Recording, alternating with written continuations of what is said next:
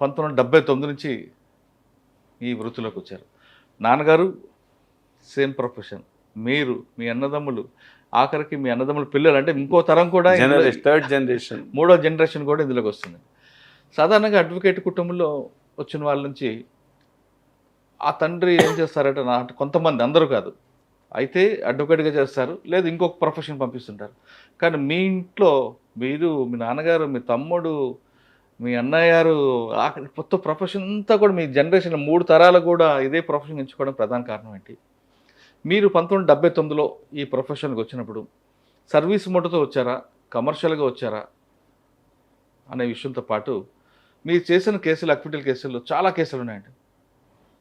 Chenchuramayya Karamchedu case అవ్వచ్చు, Qatar Krishna case, నక్సలైట్ల కేసులు, చాలా కేసుల్లో మీ దగ్గరకు వస్తే ఆ కేసు పోలీసులు పర్ఫెక్ట్ ఇన్వెస్టిగేషన్ చేసినా, చైన్ ఆఫ్ లింక్ ఎక్కడ తెగిపోకుండా పంపించినా, డిఫెన్స్ సర్టిఫికేట్ మోహన్ దాస్ గారి దగ్గరికి వెళితే ఖచ్చితంగా ఆ కేసు అక్విటల్ అవుతుంది అనేది ప్రకాశం జిల్లాతో పాటు చుట్టుపక్కల నెల్లూరు, విజయవాడ ప్రాంతం అంతా చాలామంది చెప్తుంటారు.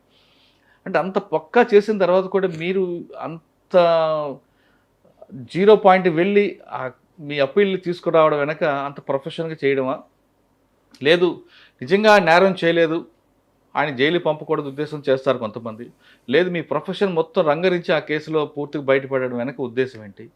మూడో ప్రశ్న మీకు స్టార్టింగ్లో అడిగా. మీరు వచ్చినప్పుడు ఒక ప్రొఫెషన్కి దీనికి ఒక విలువలతో ఉండేది, క్రమేపీ ఇది కొంత దారి తప్పుతుందని ఒక వార్త వస్తుంది. నెక్స్ట్ జనరేషన్ ఈ ప్రొఫెషన్ రావాలనుకున్న వాళ్ళకి మీరు ఇచ్చే మెసేజ్ ఏంటి? ఈ 3 ప్రశ్నలకు సమాధానం చెప్పే ముందు మోహన్ దాస్ గారి కుటుంబ నేపథ్యం, తండ్రి గారి యొక్క ఈ వృత్తిలోకి రావడం, తండ్రి గారి తర్వాత ఈ వృత్తిని మీరు ఎంచుకోవడం వెనక ఉద్దేశం ఏంటి? మా ఫాదర్ బేసిక్గా మా నాన్నగారిది పొన్నూరు గ్రామం. పొన్నూరు గ్రామం అయితే రెవెన్యూ ఇన్స్పెక్టర్గా చేస్తూ ఒంగోలు వచ్చాడు. ఒంగోలు వచ్చిన తర్వాత ఒకానొక సందర్భంలో తనకేను తన సీనియర్ ఉద్యోగికి డిస్టర్బెన్స్ రావడంతో అవమానంగా భావించి ప్రాక్టీస్ చేయటం, అడ్వకేట్గా వివాహం అయిన తర్వాత అలా చదివాడు. తర్వాత మంచి కమ్యూనిస్ట్ ఉద్యమంలో గవర్నమెంట్ ఉద్యోగం వదిలిపెట్టి ఇందులో ఎందుకు వచ్చారండి? ఎందుకు వచ్చారంటే ఆయన రెవెన్యూ ఇన్స్పెక్టర్గా ఉంటే కొన్ని ఫేవర్స్ చేయమని పై వాళ్ళు ప్రెషర్ పెట్టడం వల్ల నేను చేయనని ఆయన్ని అవమానపరిచారు. ఒక ఒక ఒక ట్రాప్ కూడా అరేంజ్ చేశారు మా నాన్నగారి మీద. That was around 1930s. అప్పుడు యంగ్ మ్యాన్, 22-23 years.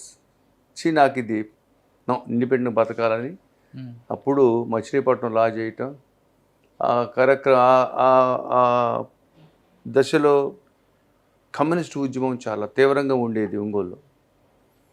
అప్పుడు మా నాయన సిపిఐ పార్టీని ఆకర్షించబడి అలా ఉన్న తర్వాత మేము 4 అన్నదమ్ములం, 4 అక్కచెల్లెళ్ళం ఆయనకి. ఆయన నాకు వారసులు ఉండాలా అంటే, మా ఫాదర్ ఎలా అంటే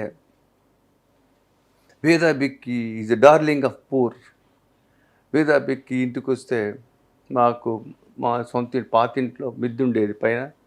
మా అమ్మాయి వాళ్ళకి భోజనం వండి వాళ్ళకి అన్నం పెట్టి పైన పండుకోమని నీళ్లు సపర్యలు చేస్తూ, అంటే ఆయన సర్వీస్ అనేది దైవత్వం అనుకున్నటువంటి వ్యక్తి. ఆయన కడుపును పుట్టినందుకు మాకు అలాగే మమ్మల్ని డౌన్ టు ఎర్త్ పెంచాడు. డౌన్ టు ఎర్త్ అంటే ఎలా ఉంటుందంటే, మాకు కారు అంటే తెలియదు, రిక్షా అంటే తెలియదు, సైకిల్ అంటే తెలియదు, స్లిప్పర్స్ మామూలు సర్వసాధారణమైన జీవితం పెరగటం వల్ల మాకు కూడా మా రక్తంలో కూడా బీదాబిక్కి ఉండాలా, వాళ్ళతో సర్వీస్ చేయాలా అనే రీజన్ కూడా డెవలప్ అయింది. దానికి కూడా రీజన్ ఏంటంటే, మా నాన్న ఒకళ్ళడికి ఉద్యోగం సంపాదించింది నా కొడుకులకి, నాకు అక్కర్లే, నేను లా చదివిస్తాను. అలా చదివిస్తే మా అన్నయ్య, పెద్ద అన్నయ్య పబ్లిక్ ప్రాసిక్యూటర్ అయ్యాడు.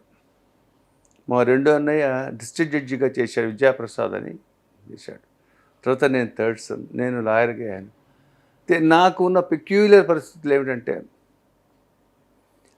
నేను 6/12/79 ఎన్రోల్ అయితే 7/12 ఒంగోలు వచ్చాను. అప్పుడు హైదరాబాద్లో ఉండేది ఎన్రోల్మెంట్.